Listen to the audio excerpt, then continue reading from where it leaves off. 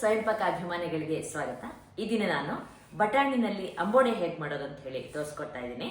ಬೇಕಾಗುವ ಪದಾರ್ಥಗಳು: ಹಸಿ ಬಟಾಣಿ ಕಾಳು 2 ಕಪ್ಪು, ಸಬ್ಬಸಿಗೆ ಸೊಪ್ಪು ಸ್ವಲ್ಪ, ನಾನೊಂದು 2 ಹಿಡಿಯಷ್ಟು ಇಟ್ಕೊಂಡಿದ್ದೀನಿ. ಹಸಿಮೆಣಸಿನಕಾಯಿ 6, ನಿಮ್ ಖಾರದ ಅಪೇಕ್ಷೆ ಮೇಲೆ ಹೆಚ್ಚು ಕಡಿಮೆ ಮಾಡ್ಕೋಬಹುದು.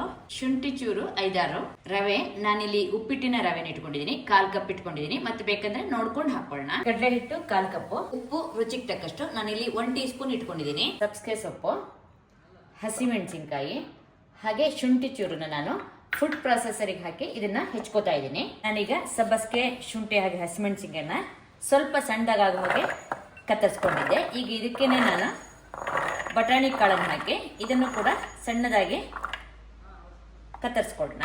ರವೆನ ಒಂದು ದೊಡ್ಡ ಬಟ್ಲಿಗೆ ಹಾಕಿ ನಾನು ಒಂದು ಒಗ್ಗರಣೆ ಸೌಟ್ನಲ್ಲಿ 1 ಟೇಬಲ್ ಸ್ಪೂನ್ ಅಷ್ಟು ಎಣ್ಣೆ ಹಾಕಿ ಕಾಯ್ಲಿಕ್ಕೆ ಇಟ್ಟಿದೆ. ಎಣ್ಣೆ ಕಾಯ್ಲಿ 1.5 ಟೀ ಸ್ಪೂನ್ ಎಣ್ಣೆ ಹಾಕಿದ್ದೀನಿ. ನೋಡಿ ಎಷ್ಟು ಬೇಕೋ ಅಷ್ಟು ಹಾಕೊಳ್ಳೋಣ. ಇದಕ್ಕೆ ಸಾಕು. ಚೆನ್ನಾಗಿ ಒಂದ್ಸಲ ಎಣ್ಣೆ ರವೆಗೆಲ್ಲ ಆಗುವಂತೆ ಇದನ್ನ ಕೈಯಲ್ಲೇ ಕಲಿಸ್ಕೊಂಡು ಇದಕ್ಕೆ ಈ ಕತ್ತರಿಸಿದ ಬಟಾಣಿ ಸಬ್ಬಸಿಗೆ ಇರುತ್ತಲ್ಲ ಇದನ್ನ ಹಾಕಿ ಕಲಿಸ್ಕೊಳ್ಳೋಣ. ಉಪ್ಪು ಹಾಕ್ಬಿಟ್ಟು ಇದನ್ನ ಚೆನ್ನಾಗಿ ಕಲಿಸ್ಕೊಳ್ಳೋಣ. ಇದನ್ನ ಚೆನ್ನಾಗಿ ಕಲಿಸ್ಬಿಟ್ಟು ಒಂದು 10-15 ನಿಮಿಷ ನೆನೆಲಿಕ್ಕೆ ಬಿಡೋಣ. ಈಗ ನಾನು ನೆನೆ ಇಟ್ಟು ಸುಮಾರಾಗಿ ಒಂದು 15 ನಿಮಿಷ ಆಗಿದೆ. ಒಂದ್ಸಲ ಮತ್ತೆ ಚೆನ್ನಾಗಿ ಕಲಿಸ್ಕೊಳ್ಳೋಣ.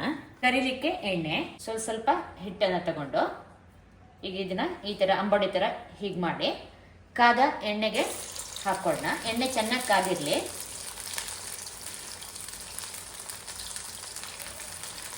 ಒಂದೊಂದಾಗೆ ಈ ತರ ಮಾಡಿಕೊಂಡು ಹಾಕೋಣ. 1 ಟೇಬಲ್ ಸ್ಪೂನ್ ಅಷ್ಟು ತಗೊಂಡ್ರೆ ನಿಮಗೆ ಸಾಕಾಗತ್ತೆ. ಈಗ ಎಷ್ಟು ಎಣ್ಣೆಗೆ ಹಿಡಿಸುತ್ತೋ ಅಷ್ಟು ಅಂಬೊಡೆನ ಹಾಕಿ ಕರಿಯೋಣ. ಹಿಟ್ಟನ್ನ ನೆನೆ ಇಡೋದ್ರಿಂದ ನಿಮಗೆ ರವೆ ಚೆನ್ನಾಗಿ ನೆನೆಯುತ್ತೆ, ಹಾಗೆ ಚೆನ್ನಾಗಿ ಕರೆದಾಗ ಬೇಯುತ್ತೆ ಕೂಡ. ಇದನ್ನ ನಿಧಾನವಾಗಿ ತಿರ್ಸಿ ಹಾಕೊಂಡು 2 ಬದಿನೂ ಕೆಂಪುಗಾಗೋ ಹಾಗೆ ಕಾಯಿಸ್ಕೊಳ್ಳೋಣ. ಈಗ ನಾನು ಚೆನ್ನಾಗಿ ಕೆಂಪು ಬಣ್ಣ ಬರೋ ಹಾಗೆ ಕರೆದಿದ್ದೀನಿ. ಇದನ್ನ ತೆಕ್ಕೊಳ್ಳೋಣ. ರವೆ ಹಾಕೋದ್ರಿಂದ ನಿಮಗೆ ಅಂಬೊಡೆ ಗರಿ ಗರಿಯಾಗಿ ಬರುತ್ತೆ. ಹಾಗೆ ಕಡಲೆ ಹಿಟ್ಟಿದೆಯಲ್ಲ ಇದು ಬೈಂಡಿಂಗಿಗೆ ಸಹಾಯ ಮಾಡುತ್ತೆ. ಇದೇ ರೀತಿ ನೀವು ಉಳಿದಿದ್ದನ್ನು ಕೂಡ ಕರ್ಕೊಳ್ಳಿ. 1 ಟೇಬಲ್ ಸ್ಪೂನ್ ಅಷ್ಟು ಈ ಹಿಟ್ಟನ್ನು ತಗೊಂಡ್ರೆ ನೀವು ಸಾಕಾಗತ್ತೆ. ಇದಾಗಿದೆ, ತೆಕ್ಕೊಳ್ಳೋಣ. ನೀವು ಮೀಡಿಯಂ ಹೈ ಊರಿನಲ್ಲೇ ಕರೀರಿ.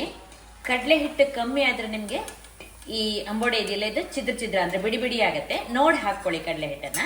ಈಗ ಕೊನೆ ಒಬ್ಬೆ ಕೂಡ ಆಗಿದೆ. ಎಣ್ಣೆ ಏನು ಅಂತ ಕುಡ್ದಿಲ್ಲ. ಸುಮಾರು ಒಂದು 30 ಅಂಬೊಡೆಗಳಾಗಿದೆ. ನೋಡಿದ್ರಲ್ವಾ ರುಚಿಕರವಾದ ಬಟಾಣಿ ಅಂಬೊಡೆ ಹೇಗೆ ಮಾಡೋದು ಅಂತ ಹೇಳಿ. ನೀವು ಕೂಡ ನಿಮ್ಮ ಮನೆಯಲ್ಲಿ ಈ ಅಂಬೊಡೆಯನ್ನು ಮಾಡಿಬಿಟ್ಟು ನಿಮ್ಮ ಅಭಿಪ್ರಾಯ ನಮಗೆ ತಿಳಿಸಿ. ನಮಸ್ಕಾರ.